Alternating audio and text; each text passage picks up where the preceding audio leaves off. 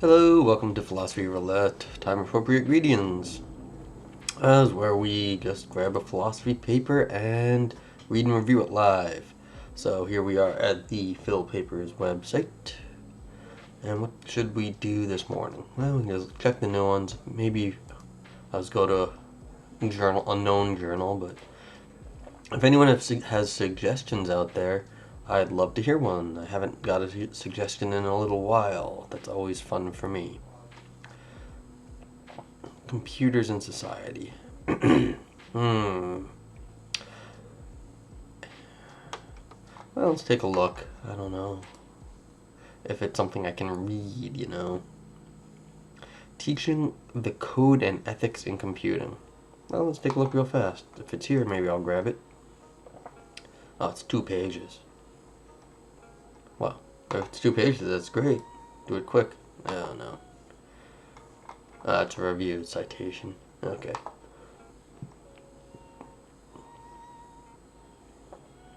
all began, old Amy said, with the meteorite. Yeah, alright, so this is 9 pages, but this is 12. Alright, let's see. Privacy drop, little Johnny drop tables. That's funny. It's a XKCD reference for those who don't know. It's a very famous web cartoon. A web comic of sarcasm, science, math, and something like that.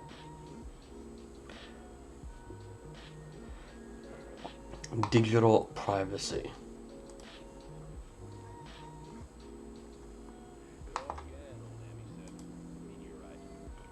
Leibniz 2.0. Well, that's cool. What is this?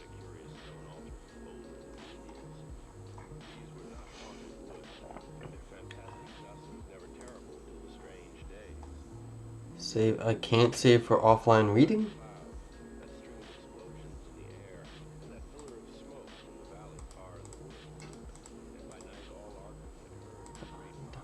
Download document. Let's see. Come on. Oh.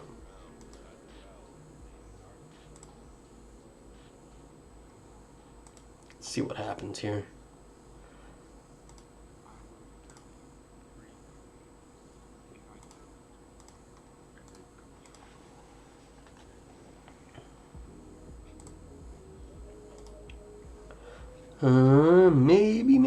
Maybe. Let's see.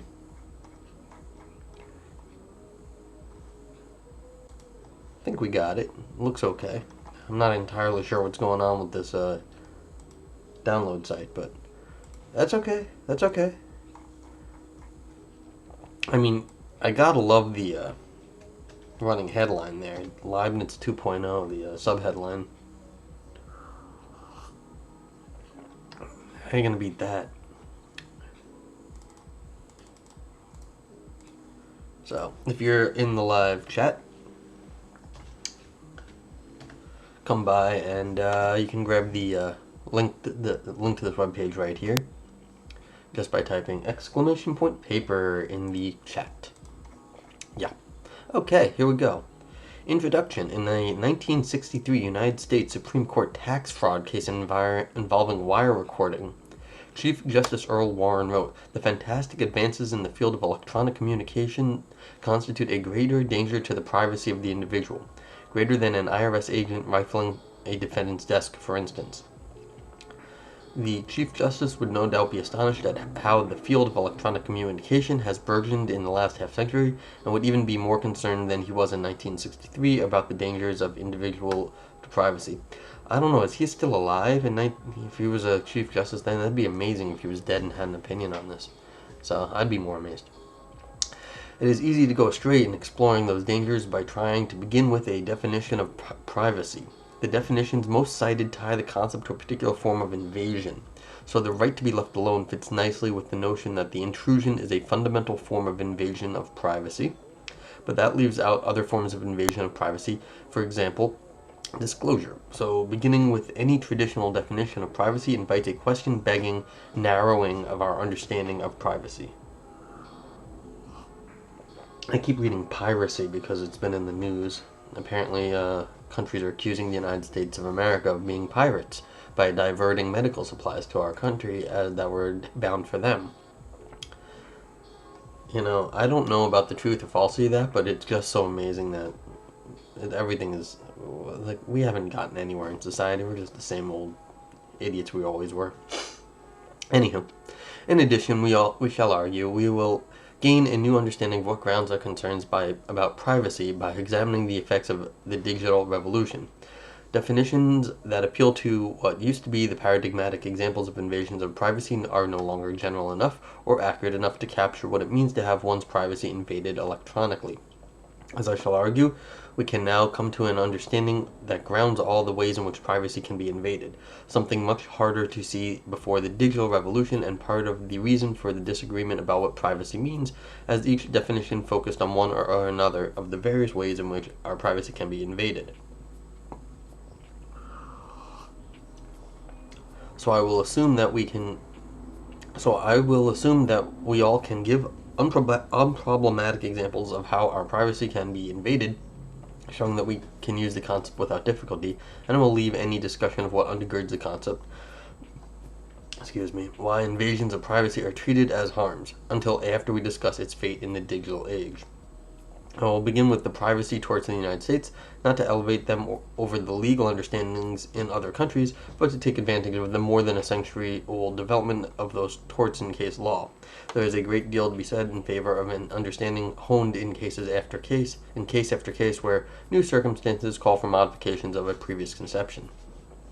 I will then make a detour into Leibniz metaphysics to pull out several features that will help us understand the ways in which the field of electronic communication has radically altered our privacy. I will use it to introduce Leibniz 2.0 and explain how I think our privacy has been so radically altered. I think I was saying yesterday that in philosophy you get to say some really funny sentences, and right there, Leibniz 2.0 puts a smile on my face. Privacy torts.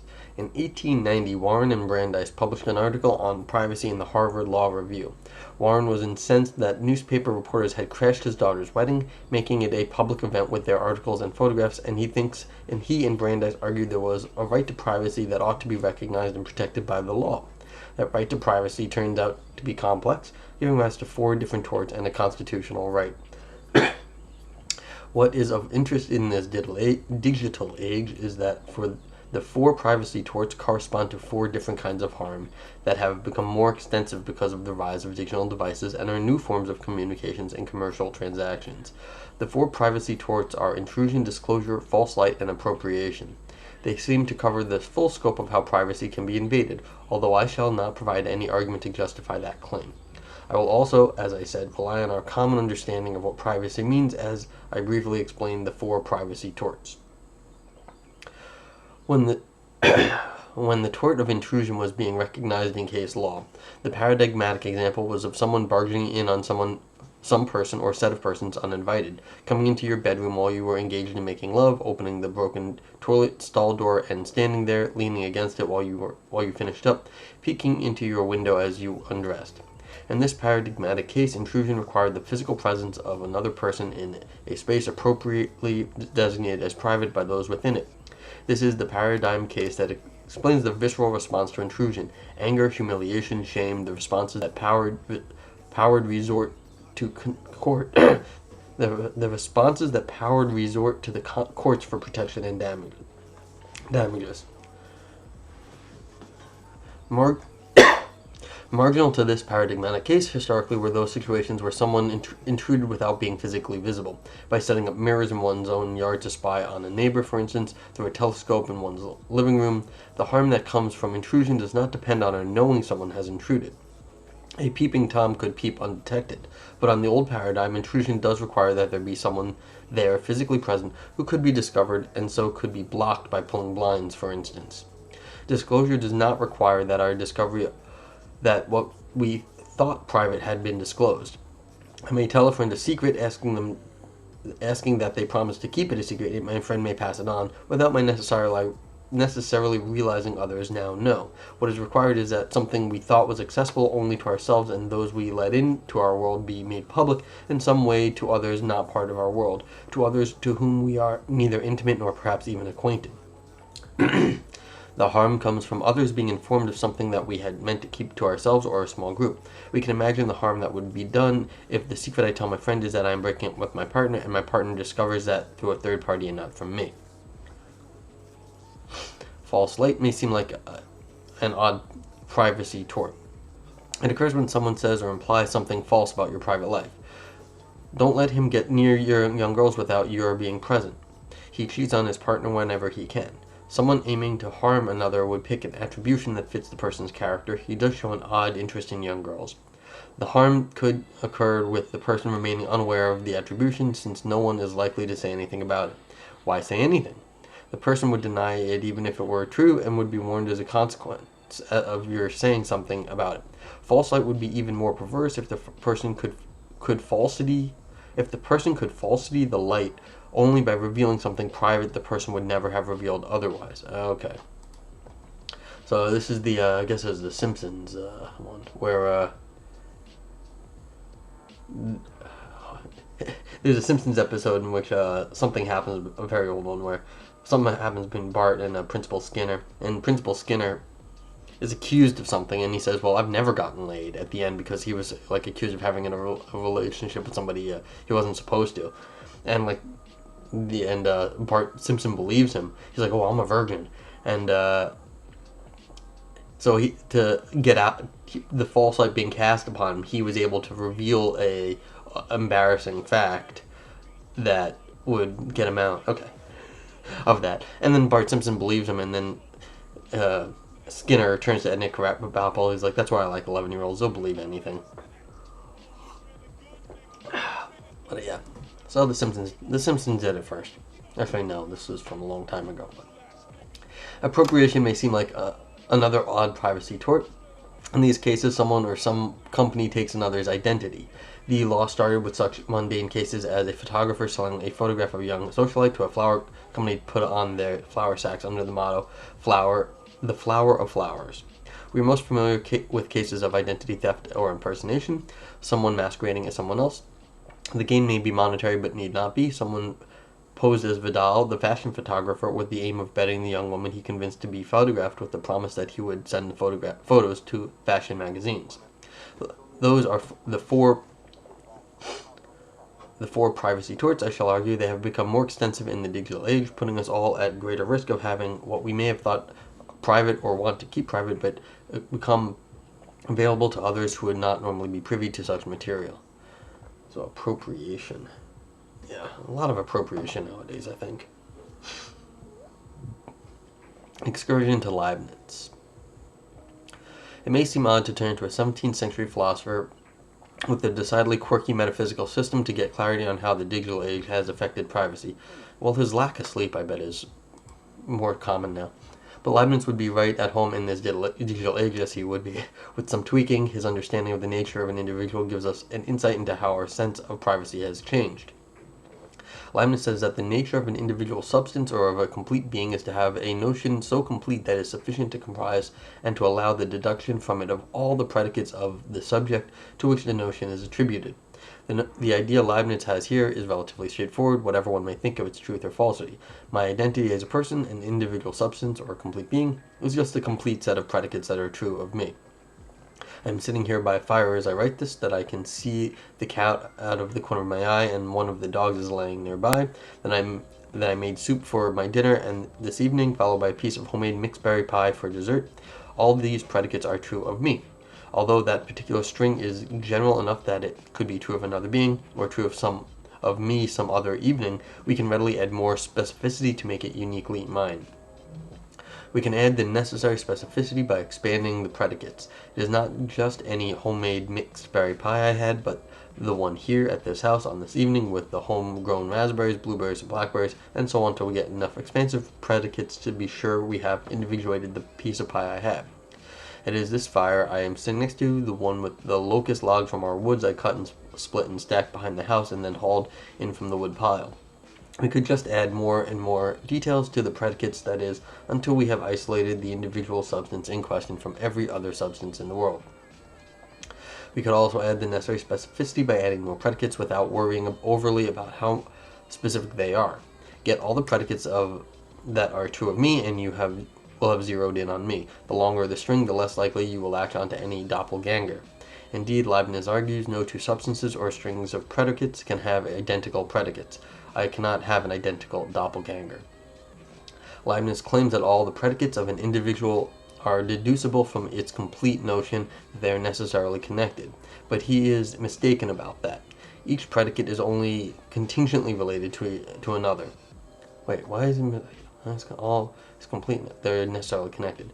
So why is he mistaken about that? It's a big claim to say Leibniz is mistaken, but whatever. It's not important for this paper. Leibniz also claims that God is aware of all predicates. He denies the reality of relations, but if we ignore that mistake, we can say that each predicate in each substance or complete being always has, as it were, a relation to God. It is not just true of me that I had a piece of mixed berry pie for dessert, but I had a piece of pie, and while having it, God was watching. An additional feature of Leibniz's quirky metaphysical system is that all predicates are of a kind. Ontologically, there is no difference between one predicate and another.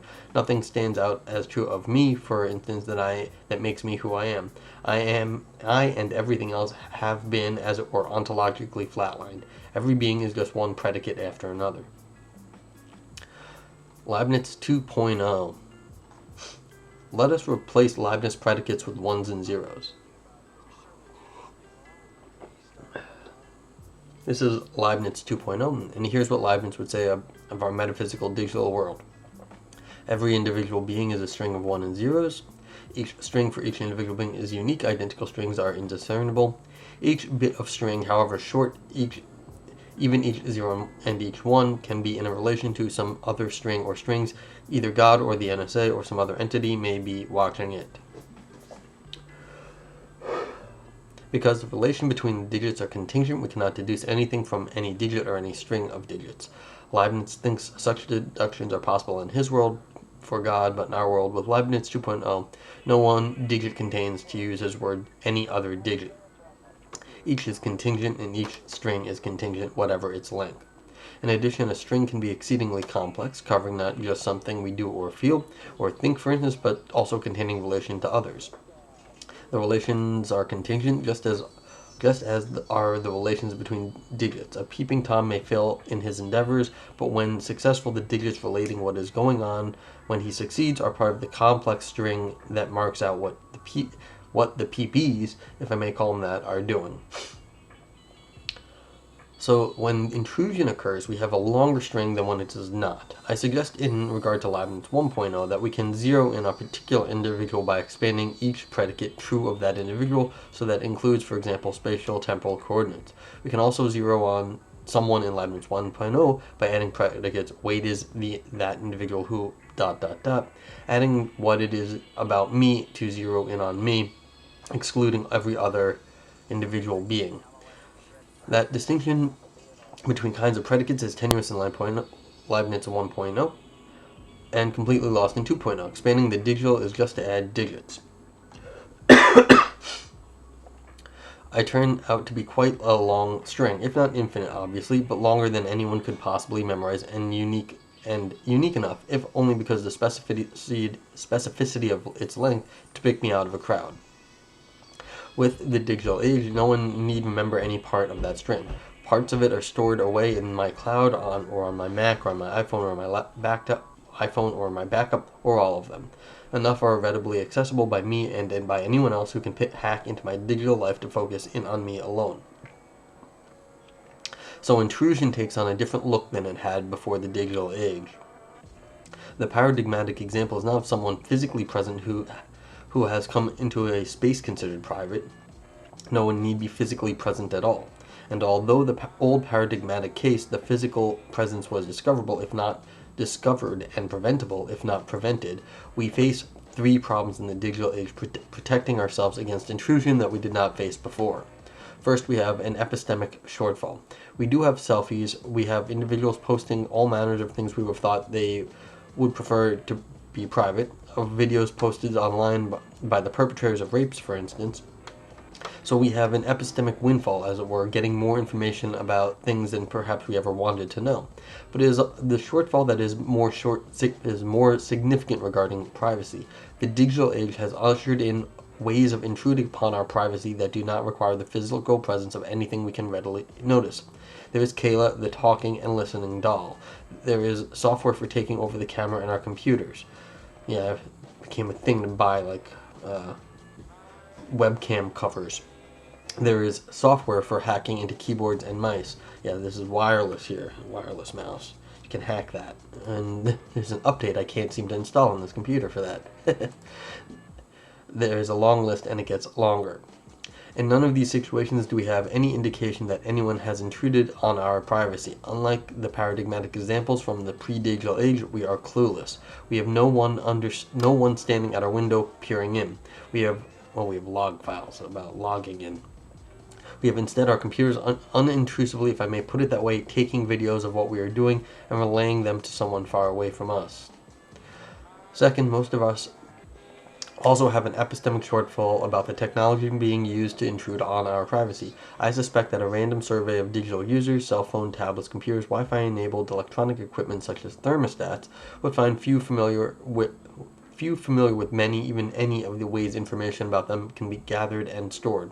Accessing keyboards? Who knew?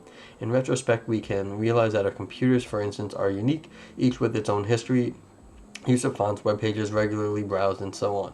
Each has a fingerprint, as the terminology now puts it, and so those interested in accessing your computer can know exactly which computer to single out. But such information comes as a discovery for most of us, not a prediction we could have made even after long use of a computer keyboard.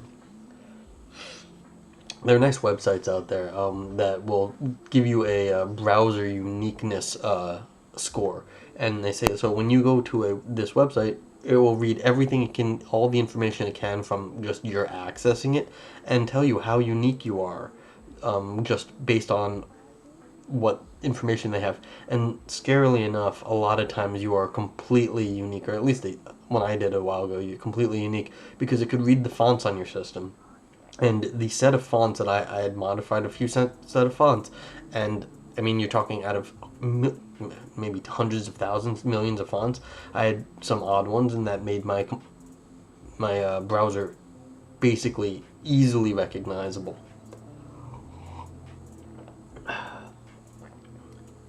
So there are weird little settings on the computers that really do. It's not so. You're not one in a drop in the ocean. You're actually pretty unique from these sorts of perspectives. Third, with those two epistemic shortfalls, we can at best only protect ourselves in a general way, turning off our computers when we are not using them so others cannot access them and make use of them when we are not, turning off GPS on those apps we do not need it for, making sure we have two-step identification, having complicated passwords which we change often. That people in general do not take these precautions is a given. It is also a given that even if we do, we are still vulnerable in ways we might not suspect, and will no doubt become vulnerable in new unexpected ways as the number and variety of our digital gadgets increase and more software, with its inevitable hackable holes, permeates our lives. So here is where we are with intrusion. We have a new paradigm in which we go about our lives completely unaware that anyone is intruding, but always at risk of having some entity intrude. In Leibniz 1.0, God is always there as our predicates unfold. In Leibniz 2.0, we cannot know if the NSA or some person or other agency or corporation is there. What we can know is that we are always at risk of intrusion that we cannot be aware of. Yeah, you should just assume you're basically hacked all the time. Just assume you are. And if anything you don't want to be exposed, then you shouldn't be doing it, really. Or, not that you shouldn't be doing it, you have to be prepared for it to be released in some sense.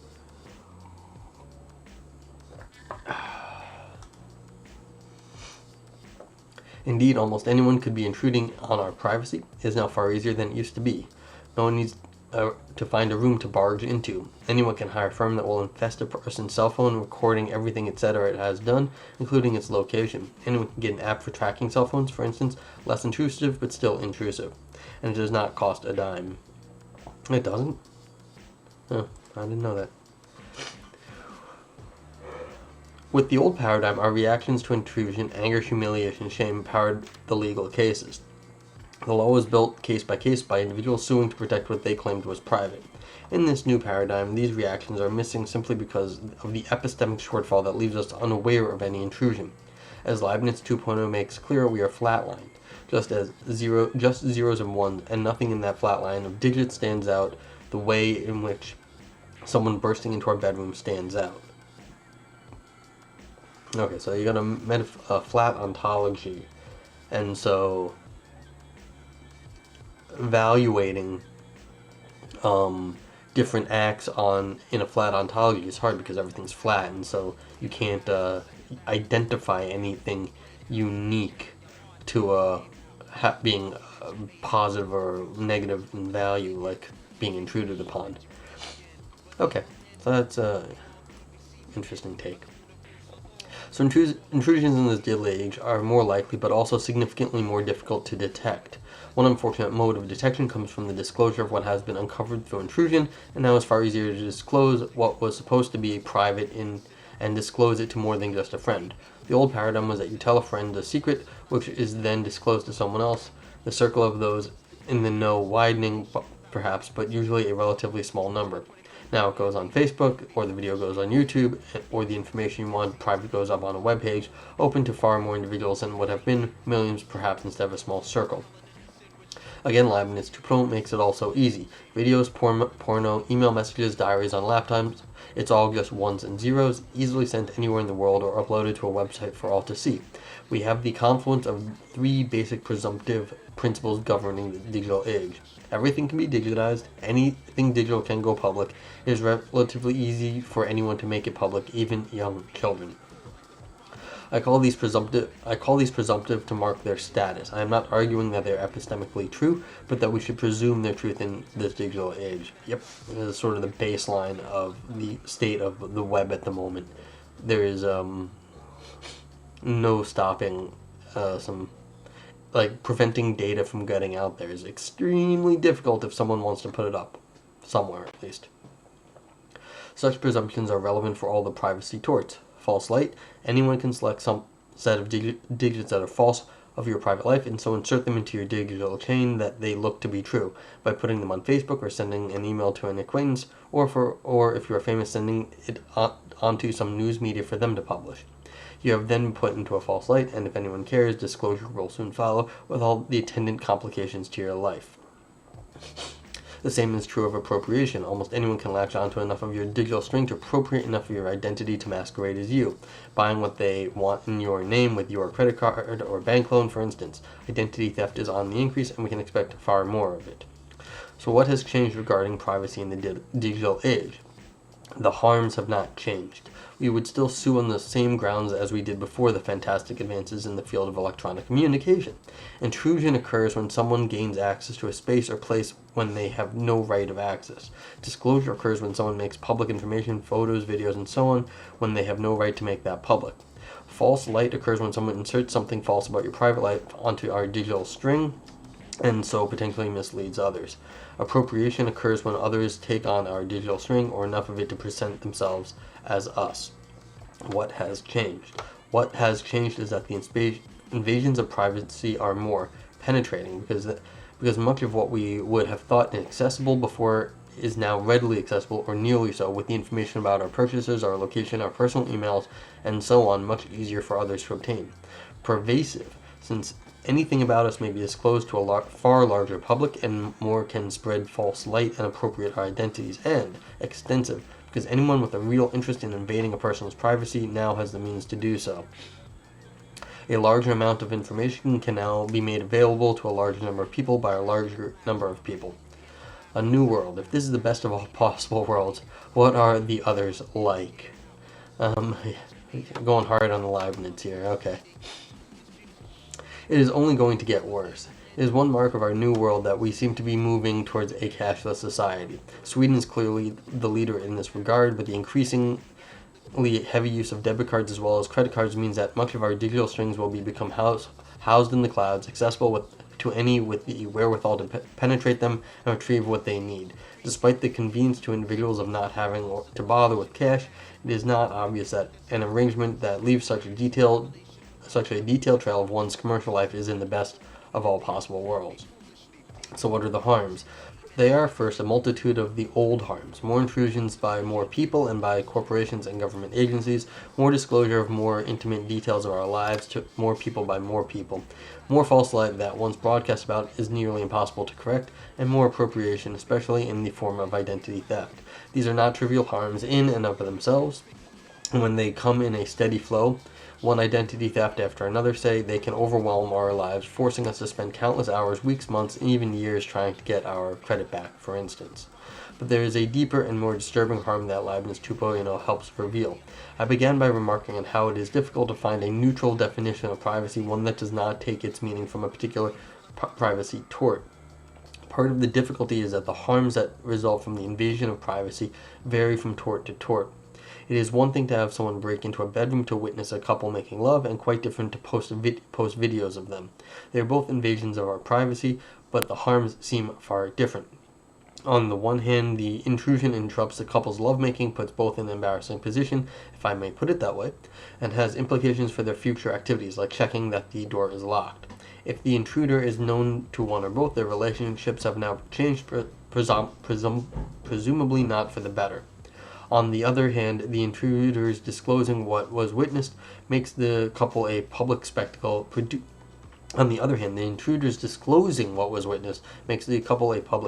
Producing embarrassment and shame, presumably, but also altering the couple's public persona.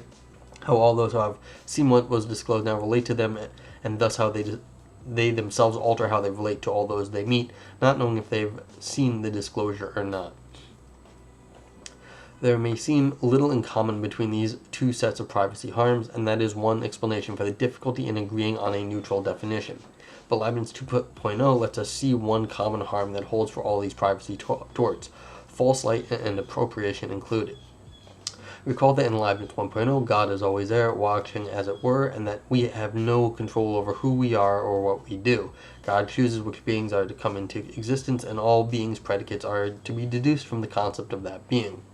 We have an illusory semblance of free will for Leibniz, I would argue, but the reality for him is that each predicate is deducible from the complete set of any being. So no beings have any power to control anything about themselves. In Leibniz metaphysics, we are objects playing out our lives because God has chosen that we exist, and in making that choice, has thereby chosen all the predicates that are true of us and none that are not. Leibniz claims that this is the best of all possible worlds. Otherwise, he asks, why would God have chosen to bring it into existence? But in his world, we are being treated by God as a means to an end. We have no control over our lives because the world would not be the best where God has chosen to change it in any way. But this is an unethical world, at least in Kant's view. It is central to Kant's ethics that we are not to use others. Even if slavery were somehow to produce the greatest good for the greatest number, or the best of all possible worlds, it would be morally impermissible because slaves would be instruments for the benefit of others. We are not to treat others as objects for benefit or the benefit of the whole. Persons deserve respect as beings capable of making their own choices. Treating others with respect and not as subject is an heuristic ideal, obviously. Too many do too much that is wrong to too many for anyone to claim that we live in Kant's ideal world. But the crucial change in the digital age is that we can now far more easily treat each other as objects to be observed, revealed, manipulated, and used. With some training and often very little expense, we can gain access to almost anyone's digital string, intruding without their knowledge on what they are doing and thinking, so long as that is expressed, disclosing with almost godlike ease what we observe, and again, with godlike ease, inserting what we wish into anyone's string or taking what we wish from it as our own. If we are willing to pay, we can hire companies that will install software on your phone, turning it into a recording device, bypassing encryption, with all the data being sent back to the agency server in real time. Jeff Bezos got hacked in one of the most amazing hacks recently, or in the last few years. It's probably a $1 million hack, multi-million-dollar hack, nation-state level. It's very impressive. What is at issue is our autonomy, our having control over our lives. When someone intrudes on our privacy, the core harm is our loss of control. We do not invite the person in. The effects are humiliation and shame and anger, but what matters is that when intrusion occurs, we have lost control over the relation we have with others. This is true for disclosure. I tell my intimate things I do not tell strangers, but if others are in on what I say or do, then I no longer have control over the relations I have with others, with whom I let into my circle and with whom I exclude. The same loss of control is even more obvious with the privacy torts of false light and appropriation. Someone is manipulating who I am, as it were with false light, changing how I seem to others. We all seem present in ourselves in certain ways. For many, if not for most of us, we distinguish between our public and private persona. But what we present ourselves is obviously not necessarily who we are in private. But false light represents us in a way we cannot control. Our public persona has suddenly become whatever is falsely said of us and believed. Appropriation, we have there lost control over our identity. A string or enough of it has been taken over by someone else. In the digital age has made us mini-gods, capable of treating far more easily as objects. Kant's vision of an ideal world where we treat each other with respect is that much more difficult to achieve when treating others as objects is so much easier. Okie dokie. Alright, so I would have liked a little bit more on this last bit here, this conclusion about how this like self-control, what is that issue? Is our autonomy, the control over our lives. How the digital is transferred what used to be the Leibnizian God level control to the amorphous digital hacker or whatever, the information broker or what you will in your favorite cyberpunk term,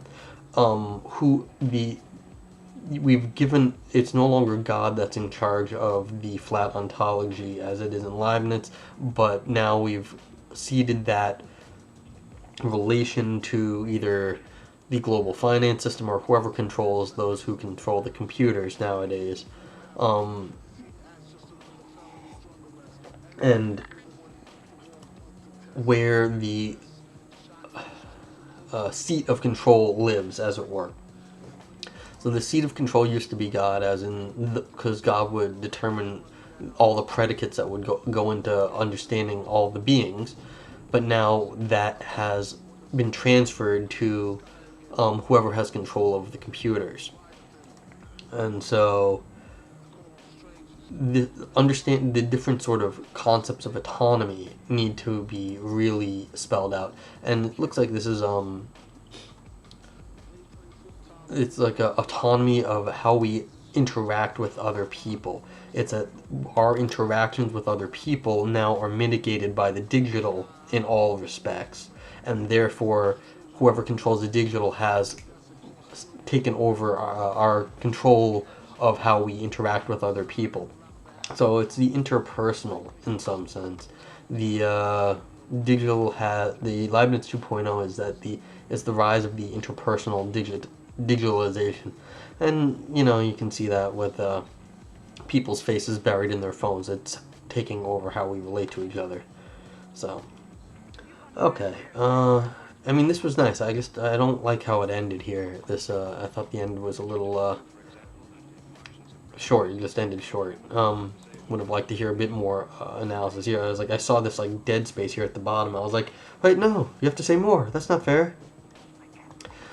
Okay, I don't. And rhetorically, this appeal to Kant here was a little wasn't to my liking. You gotta, if you're gonna pull, like, you can say, okay, you can compare this to Kantian versions, but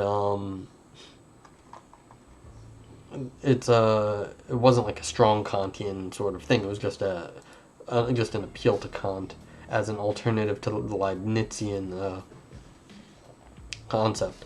And it's like the autonomy doesn't necessarily, I mean, you can get it from like treat everyone as an end, not as a mean.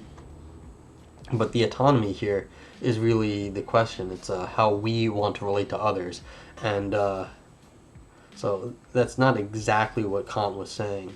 That we have to treat everyone else with I mean, there's always going to be a trade-off. Like, you're not treating everybody as an end at their own point. I mean, you can't. It's like there's a bunch of people out there, and I can't really deal with all of them at once, and so I can only deal with them as a group, and especially nowadays, because you're dealing with so many people all at once. All you people out there who are watching this, I can't deal with you as ends right now. I deal with you as just watchers. It's there's all sorts of different relations we can take. So I'm not treating you poorly. I'm not treating you as like full humans at the moment. I just don't have that capability. So it's like a few of these ideas need to be spelled out. But the flat ontology as a basis for analysis was a good idea. I thought this was a very nice setup. That once you had Leibnizian flat ontology, then you could understand then you could narrow down the problem that the computer systems are presenting as a question of autonomy. Okay, so that's a nice thesis. I hope you enjoyed this. Have a good day. Let me know any suggestions you might have for what I should read next, and be safe out there, everyone. Be back later.